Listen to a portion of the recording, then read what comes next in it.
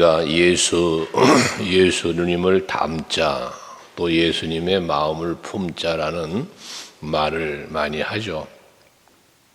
근데 우리가 예수님을 닮는다라고 할 때 과연 예수님의 마음을 닮는데 그 마음이 어떤 마음일까? 예수님의 마음은 어떤 마음일까를 우리가 늘 헤아리며 담자 해야 되는 것인데, 예수님의 가장 우리가 닮아야 할 마음이라면 사랑의 마음이겠죠. 우리를 사랑하셔서, 물론 하나님이 세상을 이처럼 사랑하사 독생자를 주셨다라고 하셨는데, 예수께서는 자기 몸을 직접 우리에게 주신 거잖아. 사랑하시기 때문에 높은 보좌 다 버리고 이 땅에 오셨고, 6절에서 말씀하는 것처럼 본체 하나님이시지만 그러나 하나님과 동등됨을 취하지 아니하시고 종의 형체를 갖추어 이 땅에 오셨다. 우리를 사랑하기 때문에 그 사랑의 표현을 그렇게 하셨다는 거지 않습니까? 그러니까 예수님에게 십자가는 우리를 향한 사랑의 표현의 방법이었다는 거예요. 우리가 사랑하면 사랑하는 사람에게 무언가 선물을 주기도 하죠. 그 선물들은 대부분 물질적인 것들이잖아요, 대부분이. 근데 예수님은 그 어떤 것보다 자기 목숨을 주셨다는 거예요. 이게 예수님의 사랑의 마음이었다는 거죠. 사랑하지 않고는 할 수 없는 거예요. 우리가 닮을 때 그래서 예수님의 사랑의 마음을 닮아야 된다는 것입니다. 그래서 오늘 1절 말씀과 2절 말씀에 보면 그리스도 안에서 무슨 권면이나 사랑의 무슨 위로나 성령의 무슨 교제나 긍휼이나 자비가 있거든 이라고 말합니다. 이 그리스도 안에서라는, 예수님의 마음속에는 위로가 있고 또 교제함이 있고 긍휼과 자비가 있다는 것이거든요. 사랑을 말하는 것이죠. 2절도 마찬가지, 마음을 같이하여 같은 사랑을 가지고 뜻을 합하여 한 마음을 힘입어라고 했는데, 여기에도 마찬가지 사랑이고요. 그 사랑인데 거기에 마음을 같이 한다, 뜻을 합한다, 한 마음을 품는다 이런 표현이었는데, 거기 말하는 하나됨을 무엇을 말합니까? 예수와 하나 되는 거예요. 예수 안에서 우리가 예수와 하나 되는 거예요. 한 마음, 한 뜻을 품고 같이 하나 되는 걸 말하거든요. 지체라는 말을 많이 하는데, 지체를 말할 때 어떤 몸의 개념만이 아니라 예수와 하나 되어짐을 말하는 거잖아요. 예수님과 내가 하나가 되어진다고 하는 것은 결과적으로 마음이 하나 되고 뜻도 하나 되어져야 된다는 것이거든요. 이러한 마음을 우리가 품는데 사랑 안에서 그 마음을 품어야 한다는 것이에요. 그러면서 3절에 보면 예수님의 마음을 무엇으로 표현했냐면, 무슨 일이든지 다툼이나 허용으로 하지 말고 오직 겸손한 마음으로 각각 자기보다 남을 낮게 여기고 라고 말합니다. 예수님의 마음은 겸손한 마음이었다는 거죠. 다툼은 어디서 일어난다 그랬어요? 다툼은 내가 중심이 되고자 할 때 다툼이 일어난다 그랬잖아요. 내 마음대로, 내가 하고 싶은 대로 내가 중심이 되고자 하면 거기서 다툼이 일어난다 그랬어요. 그럼 이 다툼이 없어지려면 예수가 중심이 되고 예수로 하나가 되어지면 다툼은 없어지는 거예요. 그래서 우리가 교회 안에서 특별히 주의 일을 이루어 갈 때 보면 내가 하고 싶은 대로 하려고 하면 분쟁이 생겨요. 그래서 그러지 말고 내가 하고 싶은 대로가 아니라 하나님의 뜻을 찾고 예수가 중심인데, 그 중심을 어떻게 이루어가야 된다고 그랬어요? 하나님 중심, 말씀 중심, 교회가 중심인데, 이 중심은 변함이 없는 거예요. 근데 교회 안에 들어오면 목회자가 중심이 되고, 각 기관으로 가면 기관장이 중심이 되고, 리더가 있어야 된다는 거예요, 리더가. 그래서 나무로 식물들, 나무 같은 것으로 비유를 많이 하지만 본 줄기가 있고 가지가 있고 그 가지에 보면 또 격가지가 있고 그렇잖아요. 그게 하나의 한 그루의 나무를 만드는 것처럼 말씀이 중심이 되고 교회가 중심이 되면 그 안에서 각 기관이, 각 구역이 이 소그룹들이 형성돼 가지 않습니까? 그 그룹 속에 내가 있어요. 그러니까 여러분들은 항상 중심은 하나인 거예요. 뿌리가 하나인 거예요. 이러한 원리를 가지고 우리가 신앙생활을 하면 하나가 쉽게 되어져요. 그런데 예를 들어 나무 곁에 붙어있는 가지가 내가 중심이라고 큰 소리를 쉰다면 뭐 가지 많은 나무가 바람 잘 날 없다고 그래 돼버리고 마는 거예요. 우리는 항상 한 마음을 품고 또 그 뜻을 같이 해서 살아가는데 특별히 겸손한 마음을 가져야 된다. 겸손은 내가 죽는 거잖아요. 내가 죽는 게 겸손이에요. 앞에 말한 것처럼 6절, 7절에 말하는 것처럼 자기를 비워 종의 형체를 가지셨다고 하잖아요.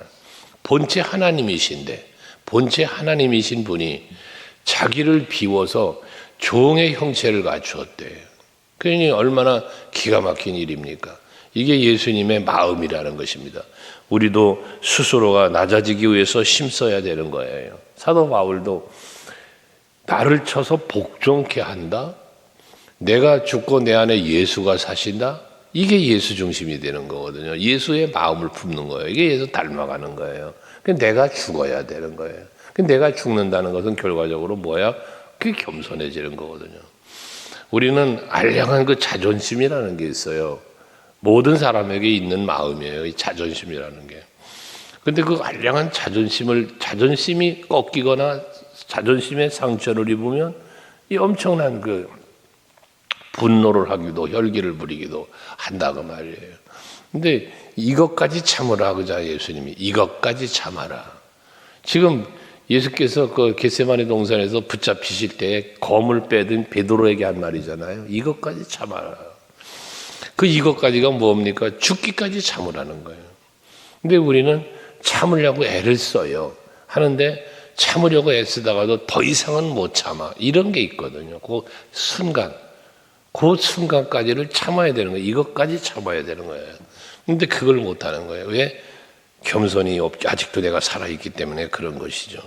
그러면서 자기보다 남을 낮게 여기고 라고 말하잖아요. 그래서 누구든지 볼 때 관계를 맺어갈 때 나보다 저 사람이 더 낫다, 더 훌륭하다, 참 나보다 더 잘한다, 이런 부분들에 대한 상대를 높여주고 상대를 인정해 주는 걸 말하는 거지 않습니까? 근데 우리의 마음속에 아까 말했던 자존심이라는 게 있다 보니까 너보다는 내가 더 낫다, 내가 너보다는 더 잘해, 이런 마음이 우리 안에 있단 말이에요. 이 경쟁심 같은 거다 그 말이거든요. 이 마음을 버려야 된다는 거예요. 물론 그보다 내가 나은 부분이 있을 수 있지만 때로는 그보다 내가 못한 부분도 있잖아요. 잘난 부분만 보지 말고 못한 부분도 보면서 겸손해질 수 있는 우리들이 되어야 한다는 것입니다. 그러면서 4절에 보면 각각 자기 일을 돌본 불더러 또한 각각 다른 사람들의 일을 돌아보아 나의 기쁨을 충만하게 해라. 섬김입니다. 내가 나의 일만 보는 게 아니라 다른 사람의 일도 돌아보아서 그 일을 돌아볼 수 있는, 그래서 기쁨을 충만하게 하라고 그랬는데, 나의 기쁨 충만하라고 그랬는데, 예수께서는 제자들이 다투는 모습을 보았잖아요. 누가 더 큰 장인가? 하나는 오른편에, 하나는 왼편에 서게 해달라는 그 부모의 야고보의 어머니의 그 부탁을 들으면서 서로 시기하고 경쟁을 했지 않았어요? 그때 예수께서 하신 말씀이 뭡니까? 큰 자가 되고 싶고 으뜸이 되고 싶으면 섬기는 자가 되어야 한다고 말씀하면서 인자가 온 것은, 예수님이 이 땅에 온 이유를 말하잖아요. 섬김을 받으려고 온 게 아니고 도리어 섬기려고 하고 많은 사람들의 대성물이 되기 위해 왔다는 거잖아요. 그래서 섬길 줄 아는 마음이 돼야 되는 거지. 그러려니까 뭐에 서로를 돌아보아야 섬길 수 있는 것이거든요.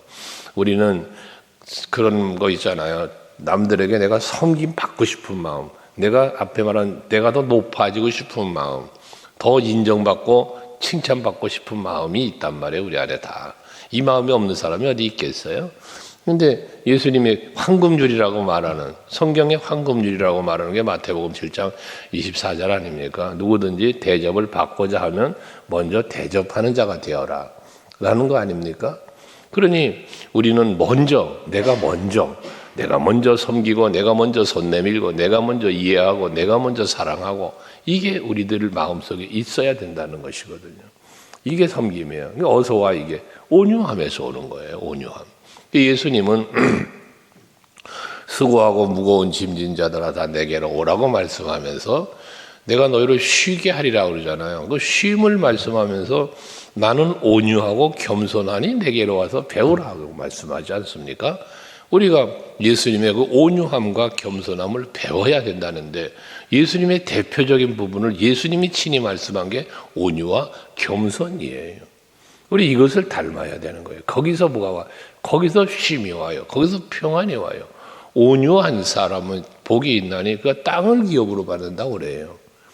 여러분, 온유한 사람은 그 마음이 온유함 때문에요. 스스로가 누림이 있어요. 근데 온유하지 못하고 혈기와 분노가 많은 사람은요, 누림이 없어요. 내 마음의 평안이 사라져요. 교만도 마찬가지예요. 그러나 온유와 겸손은 먼저 내 마음이 평안하고 또 누군가에게 평안함을 주고 이게 된단 말이에요. 그러니까 우리가 예수님의 마음을 닮을 때는 겸손, 사랑, 온유, 섬김 이러한 부분들을 우리는 빼놓을 수가 없다는 것이죠. 그래서 너희 안에 이 마음을 품으라고 하면서 예수님께서 그 본체 하나님이지만 낮아지셨고 종의 형체로 오셨다고 말씀을 하시면서 8절에 보면 사람의 모양으로 나타나사 자기를 낮추시고 죽기까지 복종하셨다라고 말씀하지 않습니까? 죽기까지. 여러분, 아까 말한 이것까지 참으라고 말씀하셨는데 검을 든 사람은 검으로 망한다라고 하지 않습니까? 우리가 망하는 길을 갈 거냐, 흥하는 길을 갈 거냐, 죽는 길을 갈 거냐, 사는 길을 갈 거냐. 이 선택의 기로에 섰을 때 망하는 길이 아니라 살 수 있는, 사는 길로 갈 수 있는 방법은 낮아짐이에요. 온유와 겸손이에요. 이게 사는 거예요. 내가 낮아진 것 같지만 그게 결국은 높아지는 거예요. 아, 저분은 참 겸손하셔. 저분은 참 온유하셔. 이게 칭찬받고 인정받는 거예요. 이게 높아지는 거예요. 그런데 우리는 내가 높아지려고 하는 게 문제인 거예요. 내가 높아지려고 하는 거는 외로워요. 내가 높아지려면 힘들어요. 그러나 다른 사람이 나를 높여주면 즐거워요. 평안해요. 여러분, 그런 거예요. 관계가 좋아요. 이런 사람들은. 여러분들은 내 스스로가 잘난 척, 내 스스로가 높아지려고 하지 말고 다른 사람들이 나를 높여줄 수 있는. 저분은 참 좋으신 분이다. 참 훌륭한 분이다. 남들이 그래야지. 내가 훌륭하다, 내가 잘났다. 이거는 아니라고 말이에요. 그래서 7절에 자기를 비웠다는 말씀까지 했잖아요. 자기를 비웠다. 죽기까지 자기는 그렇게 복종하셨다고 하잖아요. 죽기까지 복종하셨다. 마태복음 26장 39절과 42절에 보면 겟세마네 동산에서 기도하시는 예수님의 기도가 있지 않습니까? 누가복음 22장도 그렇고. 거기에 무슨 기도가 있습니까? 이 십자가의 고난을 피할 수 있으면 피하게 해달라는 거 아닙니까? 하지만 내 원대로 마시고 아버지 원대로 하옵소서 하시면서 그 십자가의 고난을 끝까지 당하신 거잖아요. 베드로가 가로막지만 그것까지 물리치시면서 그 길을 가신 거냐. 스스로가. 이게 십자가의 길이었다는 거예요. 이게 죽기까지 복종하신 거예요. 이게 예수님의 사랑이었다는 것입니다. 하늘의 모든 영광 다 버리고 왕이신 분이 모든 만물을 만드셨고 다스리시는 그분이 이 땅에 마구간에 그것도 이렇게 낮은 자의 자리로 오신 그런 예수님, 이게 다 자기를 비우는 거였다고 말이거든요. 이게 예수님의 마음이었다는 것입니다. 그러면서 19절에 그죠? 이러므로 예수님이 이렇게 낮아지셨고 섬기셨고 온유하셨고 이런 죽기까지 이러므로 그랬으니 그 말 아닙니까? 이러므로 하나님이 그를 지극히 높여 모든 이름 위에 뛰어난 이름을 주사 하셨지 않습니까? 그러니까 하나님이 높여줘야 된단 말이에요. 하나님이 높여주죠. 그는 스스로 낮아지셨고 스스로 모든 죽기까지 복종하면서 아무 힘도 없는 사람처럼 그러셨잖아요. 태어나는 것부터 사시는 동안부터 마지막 죽을 때까지 정말 힘없이 아무것도 능력 없는 분 같이 그렇잖아요. 하지만 능력이 없는 분이 아니었잖아요. 하늘에 있는 권세들을 불러내리면 저까지 거 멸할 수 있어. 네가 검 안 들어도 내가 다 할 수 있어. 하지만 그렇게 하면 어떻게 하나님의 뜻이 이루어지겠냐 하시면서 가신 십자가의 길이잖아요. 그러니까 하나님이 그를 높여주셨다는 거예요. 그 이름을 높여주셨다는 겁니다. 그래서 모든 10절에 보면 하늘에 있는 자들과 땅에 있는 자들과 땅 아래에 있는 자들로 모든 무릎을 예수 이름에 꿇게 하시고 라고 말하잖아요. 예수의 이름 앞에 무릎을 꿇게 하셨다. 예수의 이름의 권세의 위대함을 말하는 거예요. 요한복음 14장에 보면 너희가 내 이름으로 무엇이든지 구하면 내가 행하리라 그러잖아요. 예수의 이름의 권세는 여러분들의 마음의 소원도 이루시는 게 예수 이름의 권세예요. 우리가 기도할 때마다 주 예수 그리스도의 이름으로 기도하옵나이다 라고 기도를 하는데 그 예수의 이름에는 큰 권세가 있는 거예요. 이게 여러분 우리에게 주어진 권세이기도 하고요. 그래서 영접하는 자 곧 그의 이름을 믿는 자들에게는 하나님의 자녀가 권세를 주셨다잖아요. 예수의 이름입니다. 베드로와 요한이 제9시 기도 시간에 기도하러 성전에 올라가다가 성전 미문 앞에 앉아있는 안진뱅이를 만났잖아요. 그 안진뱅이가 돈을 달라고 구걸하지만 네가 구하는 은과 금은 내게 없거니와 내게 있는 것으로 내게 주마. 그게 무엇입니까? 예수의 이름이었잖아요.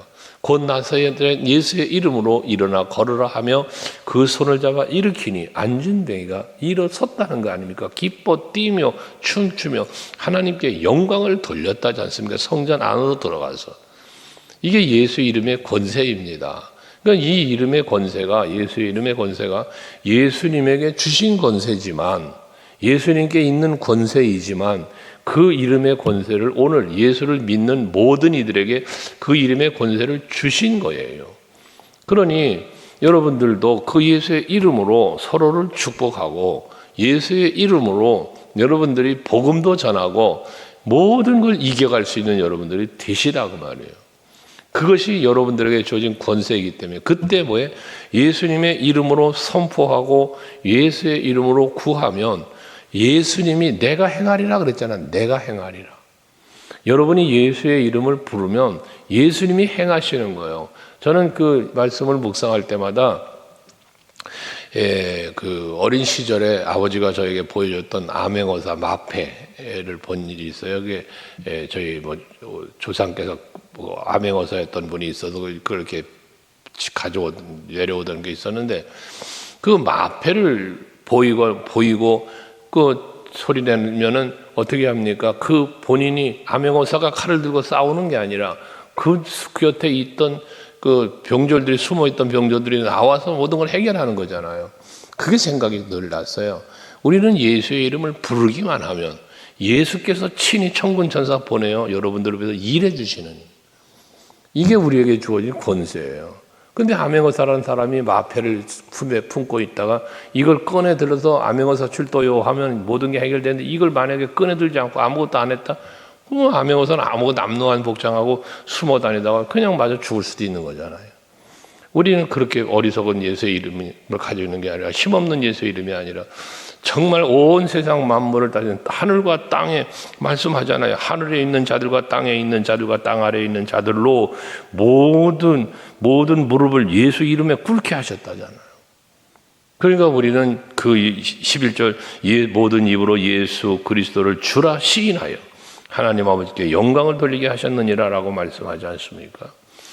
오직 예수의 이름을 붙잡고 오직 예수의 이름을 부르며 그 권세를 힘입고 오늘도 기도하시고 또 오늘 하루를 그 이름을 붙잡고 사셔서 여러분을 위하여 일해 주시는 예수 그리스도의 놀라운 역사하심과 은혜가 여러분의 누림이 될 수 있고 감사와 찬송이 되실 수 있기를 주의 이름으로 축복합니다.